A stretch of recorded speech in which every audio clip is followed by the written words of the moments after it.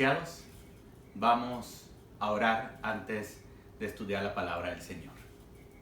Querido Padre, gracias por permitirnos a esta hora abrir su palabra y aprender de esta carta maravillosa que nos ha dejado, una carta de amor que nos guía en la vida. Ayúdanos a encontrar las respuestas a las preguntas que tenemos de nuestra vida, nuestra existencia, de cómo debemos vivir, de quién somos, a dónde vamos, nuestro propósito en la vida. Ayúdenos, mi Señor, porque necesitamos de usted para comprender su palabra adecuadamente. En sus manos nos ponemos en el nombre de Cristo Jesús. Amén. Saben, hermanos, hoy quiero llevarlos en la palabra del Señor a 2 de Corintios, capítulo 7 y verso número 10. 2 de Corintios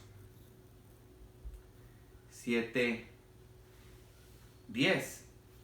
Dice la palabra del Señor: porque la tristeza que es conforme a la voluntad de Dios produce un arrepentimiento que conduce a la salvación sin dejar pesar, pero la tristeza del mundo produce muerte. Saben, hermanos, hay una ilustración que me gustaría utilizar porque creo que nos ayuda a entender lo que queremos aprender en esta tarde, en esta noche. Miren, había un nativo en una tribu allá en medio de la sierra. En esta tribu había llegado unos misioneros y ya tenían un tiempo ahí, se habían establecido y tenían una pequeña iglesita, una pequeña misión ahí en donde los residentes de esa tribu pues acudían. Y un día llega un miembro de la tribu muy exaltado a donde estaba el misionero y le dice: misionero, necesito de su ayuda. Dice: ¿qué pasó? Dice: lo que pasa es que mi perro, dice, mi perro tomó la Biblia, arrancó unas hojas de la Biblia y se las comió. Necesito su ayuda. Le dice el misionero: pues está bien, yo te puedo ayudar, pero no veo cuál sea el gran problema. La Biblia te la podemos reemplazar sin ningún problema. Dice: no, no es por la Biblia, es por mi perro. Dice: explícame, le dice el misionero. Pues es que mire, yo sé, le dice el nativo, yo he visto que personas que vienen aquí a la misión y tienen contacto con ese libro,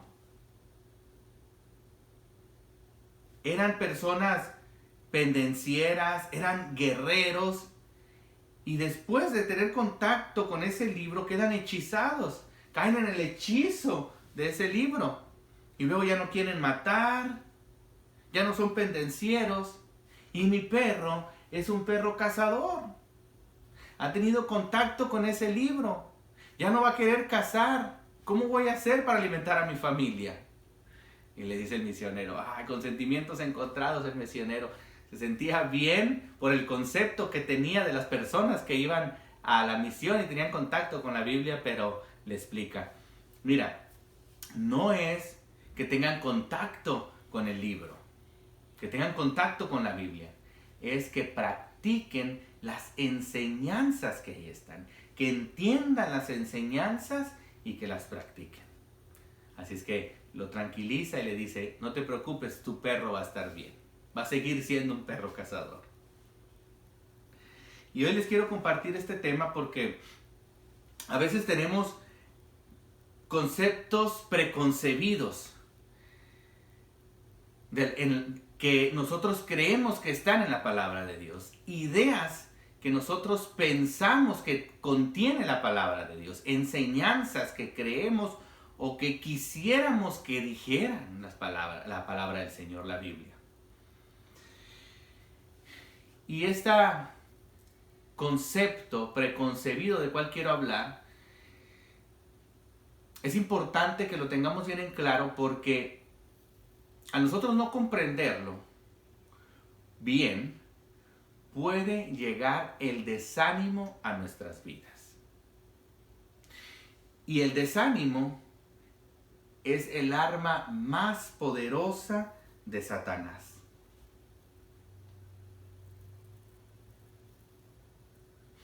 Hay una creencia, preconcebida, un concepto que tenemos nosotros de la palabra de Dios, de que cuando uno va a Jesús, que uno tiene contacto con ese libro, con la Biblia, cuando uno es sincero en su entrega a Jesús, pues ya no va a pecar más. O vemos a otras personas, las tomamos como modelo, a otras personas, a otras denominaciones, a otras congregaciones, a otras pastores, qué sé yo, ancianos, diáconos, los vemos como modelos, y cuando vemos que aquellas personas caen, pecan, resbalan en su vida cristiana, nos desanimamos. Llega el enemigo, clava el desánimo en nosotros y nos alejamos. Ya sea que nosotros caigamos y nos desanimemos, o veamos a otros caer y nos desanimamos. Y para esto quiero compartirte el texto que está en Nehemías 8:10. Nehemías 8:10. Que me acompañen, por favor. Dice la palabra del Señor. También les dijo, vayan, coman de la grasa, beban de lo dulce y manden raciones a los que no tienen nada preparado, porque este día es santo para nuestro Dios. Pero miren, esto es lo que te quiero compartir. No se entristezcan, porque la alegría del Señor es la fortaleza de ustedes. El primer punto para comprender bien esta idea mal preconcebida de la Biblia es que debemos entender que la fuerza del creyente está en Dios. Dios es nuestra fortaleza. Dios es mi fortaleza. Dios es su fortaleza, querido hermano, querida hermana, amigo que me ves a través de esta transmisión. Dios es nuestra fortaleza.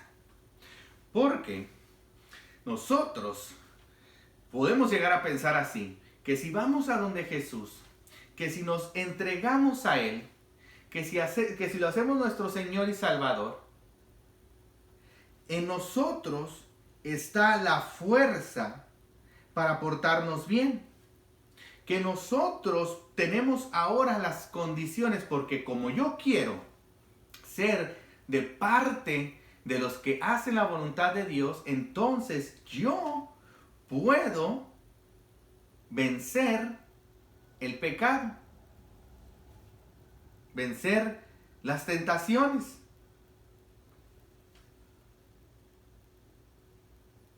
Si a alguien le podemos aprender de esto, es a David. Mire lo que dice el rey David en el Salmo 143:10. Enséñame a hacer tu voluntad, porque tú eres mi Dios. Tu buen espíritu me guíe a tierra firme. El rey David lo tenía muy claro. Primero, él sabía quién era su Dios. ¿A quién tenía que poner en primer lugar antes que cualquier cosa? Y yo aquí te pregunto, ¿quién es tu Dios? ¿A quién pones tú en primer lugar antes de cualquier cosa? ¿Quién es tu prioridad principal? ¿A quién tú contemplas durante tus días? El salmista había puesto a Dios o al Señor como su Dios, al Señor como lo primero en su vida. Pero mira lo que dice: tu buen espíritu me guíe a tierra firme. Él sabía que de él no nacía, no salía la fortaleza, la voluntad para ser guiado por el buen camino no venía de él mismo, sino que venía del Espíritu de Dios, que tenía que ser guiado por el Espíritu de Dios.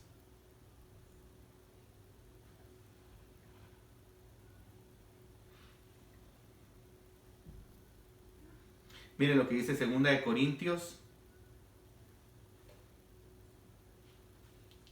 5:17. De modo que si alguno está en Cristo, nueva criatura es.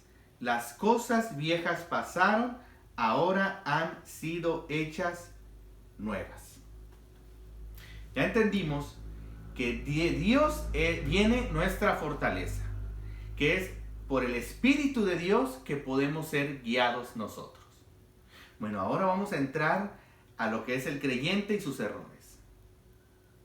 Aquí Pablo, en 2 Corintios 5:7, nos dice que si alguno está en Cristo, nueva criatura es. Así es que las cosas viejas han pasado, ahora todas son hechas nuevas. Y asociamos el hecho de ser nuevas criaturas con no pecar. Por alguna razón pensamos, bueno, pues como la vieja criatura que yo era, el viejo hombre que yo era, pecaba, de hecho, me iba mal, o hacía mal y me iba mal, el Espíritu Santo me hace ver que voy mal, volteo a Jesús, me entrego a Jesús, entonces para que ya no me vaya mal, para yo no hacer lo que hacía mal, pues tengo que no pecar como lo hacía antes, porque ahora soy nueva criatura. Y si peco, es que no soy nueva criatura. Esto lo escribió Pablo. Mira lo que escribió en Romanos 7:15. Es el mismo Pablo. Dice él, porque lo que hago no lo entiendo, porque no practico lo que quiero hacer, sino que lo que aborrezco, eso hago. O sea que el mismo que nos está diciendo que si alguno está en Cristo, nueva criatura es, ese mismo nos dice que lo que él quiere hacer no lo hace. O sea que lo bueno que él quiere hacer no lo hace, sino que hace lo malo que no quiere hacer. Entonces, ser una nueva criatura no tiene que ver con ya no pecar. Es más bien que ser una nueva criatura es la presencia de un poder sobrenatural dentro de nosotros. Hermanos, ese concepto de ya no pecar, de no pecar, pues yo no sé, va a ser hasta que Cristo venga. Hasta ese entonces vamos a poder llegar a esa condición. Pero por lo pronto, hermanos, déjenme decirles que tenemos el privilegio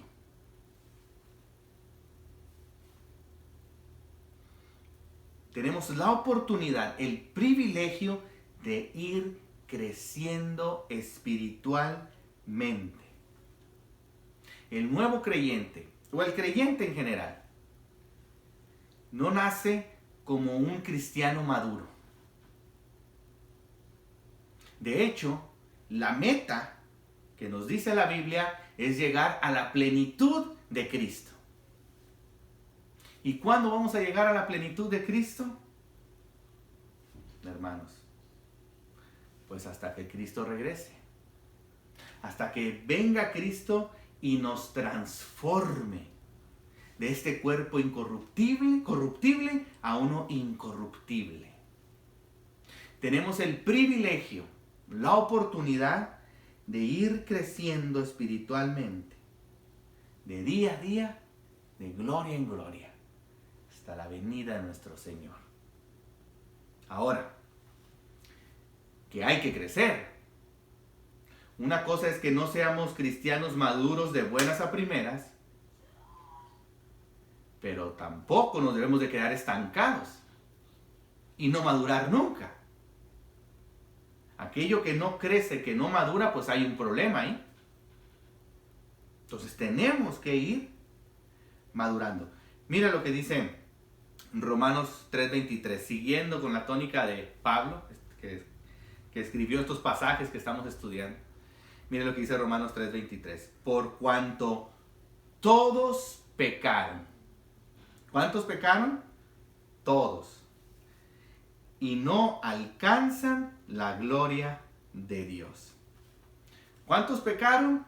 Absolutamente todos. Solo hay una persona que no ha pecado, no peca y no pecará. Ese es nuestro Señor Jesús. De ahí en cuenta, de ahí en fuera, todos pecaron. Todos han pecado. ¿Se acuerdan de Enoc? ¿Quién es Enoc? Aquel que caminó con Dios. Y caminó con Dios de tal manera que fue traspuesto. Se lo llevó Dios al cielo y allá está Enoc en el cielo, sin ver la muerte. Pero la Biblia dice que todos pecaron. Entonces Enoc pecó también. Y aún así fue una persona que caminó con Dios, de tal modo que está en el cielo con Él. En Mateo se presenta el linaje de Jesús. Y en los linajes hebreos se menciona tal, hijo de tal, hijo de tal, hijo de tal. Puros nombres de hombres. Pero aparecen dos mujeres, Rahab y Betsabé. ¿Usted sabe lo que hacía Rahab para ganarse la vida? ¿O Betsabé? ¿Quién fue Betsabé? Una persona que tuvo un hijo fuera del matrimonio. Y aún así aparece en la genealogía de nuestro Señor Jesús. O sea que nuestro Señor Jesús desciende de ellas. Pablo. ¿Se acuerda de Pablo? Pues del que estamos estudiando esto. Aquel que dice que somos una nueva criatura en Cristo. ¿Usted sabe lo que se necesita tener en la mente de una persona para entrar a donde está un grupo de creyentes adorando y sacarlos de ahí a rastras? A hombres, mujeres y niños, parejo. Sacarlos a rastras, dice la Biblia que los sacaba Pablo. Los sacaba a rastras y los llevaba hasta quién sabe dónde a rastras. ¿Sabe lo que se necesita tener en la mente, que una persona tenga en la mente para hacer eso? Pablo acusaba a la iglesia. Y yo te pregunto a ti, ¿has acusado a la iglesia? ¿Has ido en contra de la iglesia? ¿Has atacado a tu iglesia? ¿Te sientes mal por eso que has hecho, que hiciste? Pedro, ¿qué me dicen de Pedro? ¿Cuántos años no estuvo Pedro con el Señor? Caminando al lado de Él, aprendiendo de Él, viéndolo. Él mismo declaró, tú eres el Cristo. Y lo negó. 3 veces lo negó. Yo te pregunto, ¿has negado a Cristo? No en la iglesia es fácil proclamarlo.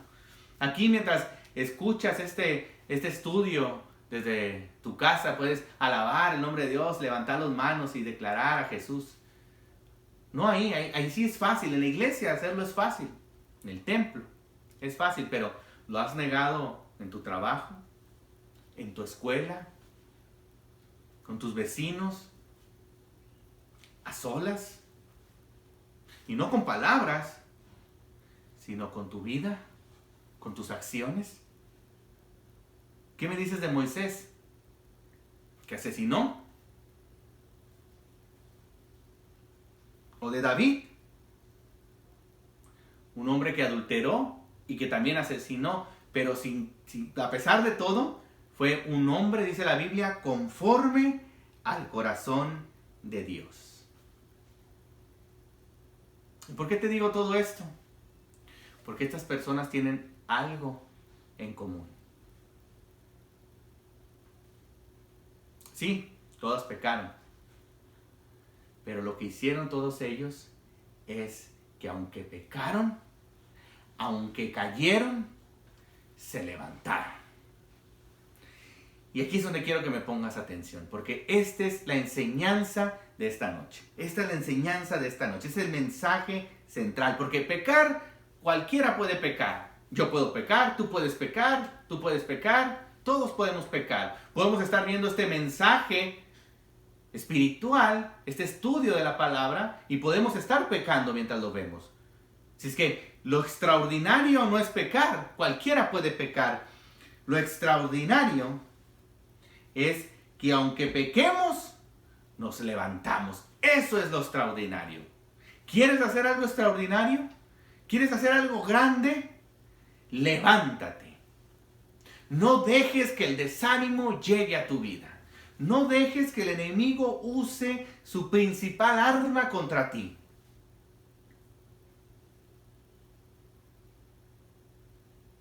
Mira, ¿qué sucede cuando pecamos? Segunda de Corintios 7:10 es el texto que estamos estudiando, la lectura bíblica de hoy. Dice, porque la tristeza que es conforme a la voluntad de Dios produce un arrepentimiento que conduce a la salvación sin dejar pesar, pero la tristeza del mundo produce muerte. Según la Biblia, ahí pasan dos cosas o dos tristezas cuando pecamos. Una, según el mundo.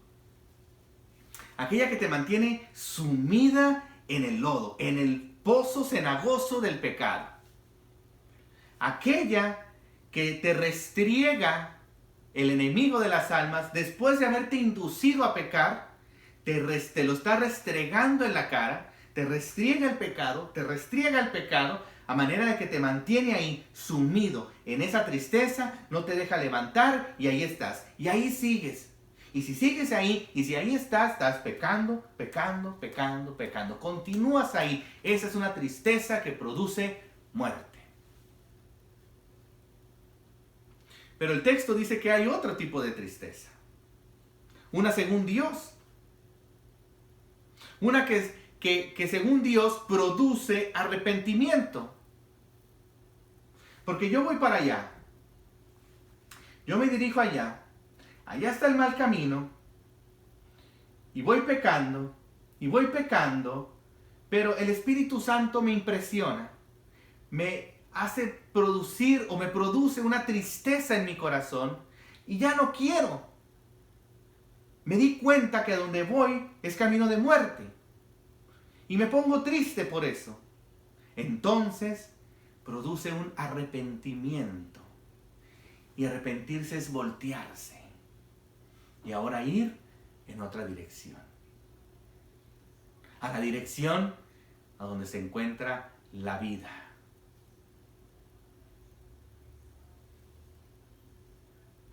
Una tristeza que según Dios te hace levantar la cabeza y seguir adelante hacia la santidad.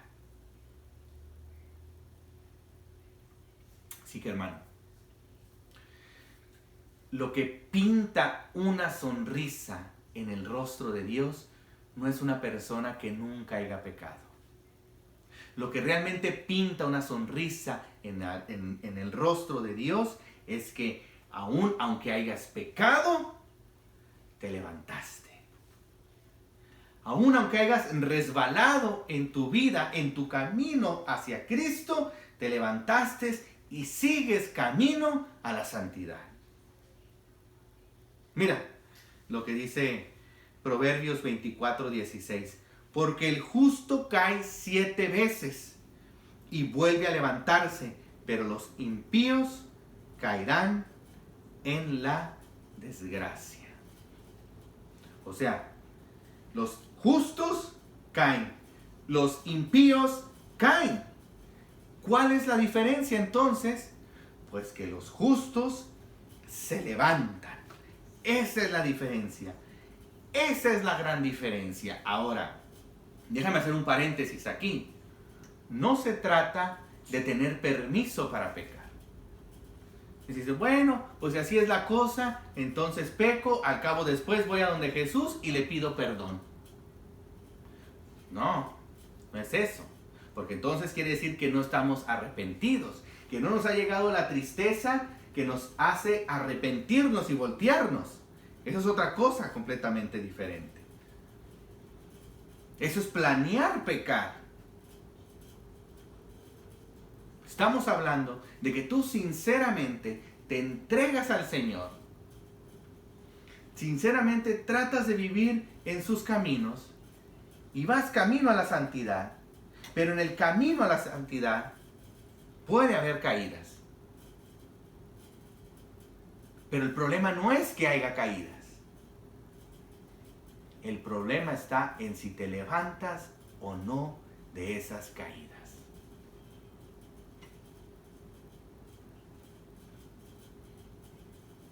Así es que, ¿cuál es la solución? Mire lo que dice Primera de Juan 1, 8 y 9. Si decimos que no tenemos pecado, nos engañamos a nosotros mismos y la verdad no está en nosotros. Si confesamos nuestros pecados, Él es fiel y justo para perdonarnos los pecados y para limpiarnos de toda maldad. Él es fiel y justo para perdonarnos y para limpiarnos. ¿Sabe qué es una persona fiel? Es alguien que sostiene lo que ha dicho. Fidelidad. Y justo es. Si es que si Dios dice que te perdona, es porque te perdona. A veces le hacemos más caso al enemigo de las almas, que nos quiere tener ahí en el lodo cenagoso y nos recuerda el pecado y nos recuerda el pecado. En lugar de hacerle caso a Dios y creer, hermanos, fíjense lo que le estoy diciendo. Creer en el perdón de Dios. No que lo comprendas, no que lo desgloses, que lo filosofes. No. No que lo entiendas, no.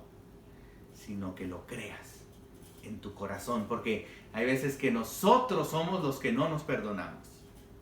Porque Dios, Él dice que Él es fiel para perdonarnos los pecados y limpiarnos de toda maldad. Yo conozco personas. Bueno, fíjese lo que le voy a decir. No estoy invitando a que lo hagan, pero fíjese lo que he sido testigo. Yo he conocido personas que aún bajo los influjos, las influencias de alcohol o de drogas, o incluso fumando, en el momento que están fumando están leyendo la Biblia, están leyendo la palabra de Dios, han orado bajo los influjos. No se dieron por vencidos y ahora son personas completamente restauradas. Ya sin usar esas sustancias, proclamando al Dios verdadero, al Dios vivo, al Dios que transforma, al Dios que levanta del fondo del pozo cenagoso.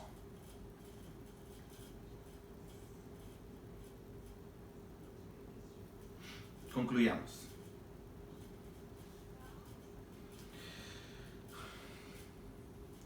Dios es nuestra fortaleza. Compréndalo eso, hermano. Entiéndalo. En usted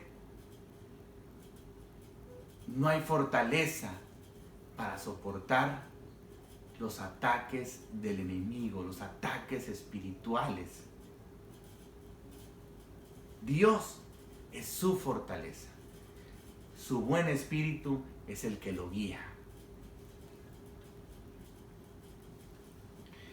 El creyente, el nuevo creyente, aquel que ha aceptado a Jesús como su Señor y Salvador, sincero, va donde Jesús, puede cometer errores, puede caer en su camino hacia la santidad. Pero lo grande, lo verdaderamente extraordinario, es que aunque se haya caído, se levanta, se pone de pie, cree en el perdón de Dios y cree en la fidelidad de Él, de que lo va a limpiar, lo va a restaurar y lo va a conducir de nuevo hacia la santidad. Dios es nuestra fortaleza y Él es la solución para las caídas. Hermano, no permita que el enemigo de las almas utilice su arma más poderosa contra usted, el desánimo. No se desanime. Siga firme en el Señor, viéndolo a Él, dirigiendo su vida a Él. poniéndolo a Él como su Dios, lo principal en su vida. Y un día recibirá la corona de victoria, la corona de la vida. Gracias a Él, por Él. Acompáñenme a escuchar este himno.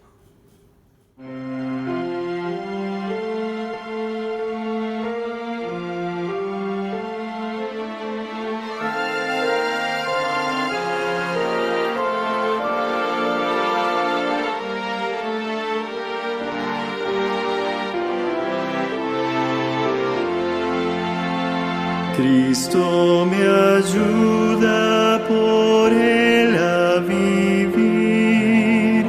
Cristo me ayuda por Él a morir. Hasta que llegue su gloria a ver. Cada momento le entrego mi ser.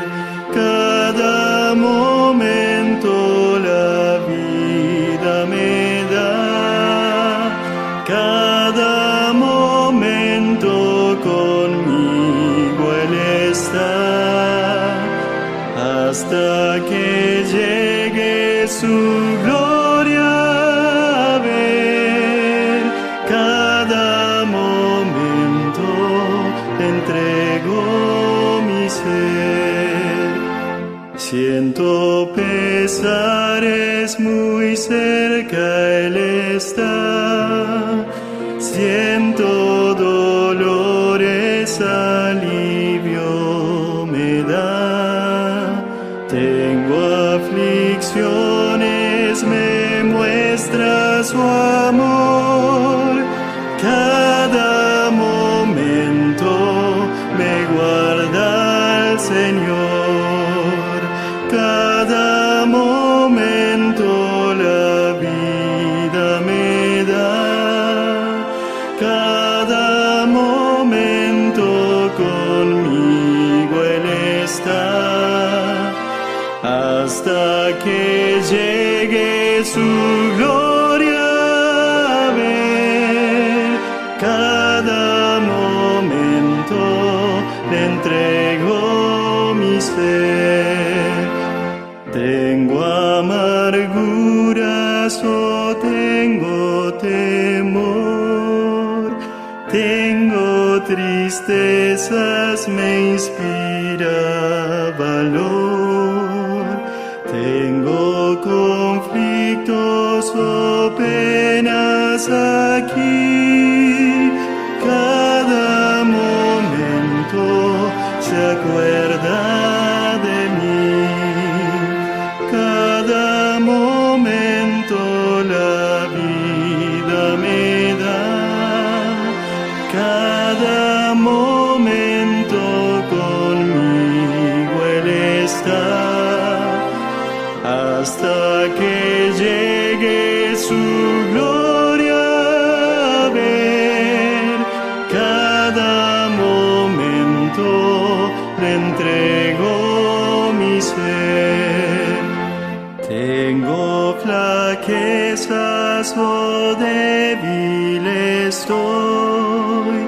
Cristo me dice, tu amparo yo soy.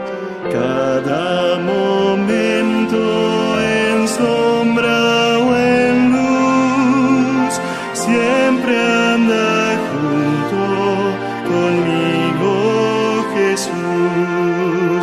Cada momento la vida me da, cada momento conmigo Él está, hasta que llegue su gloria a ver. Cada momento le entrego mi ser.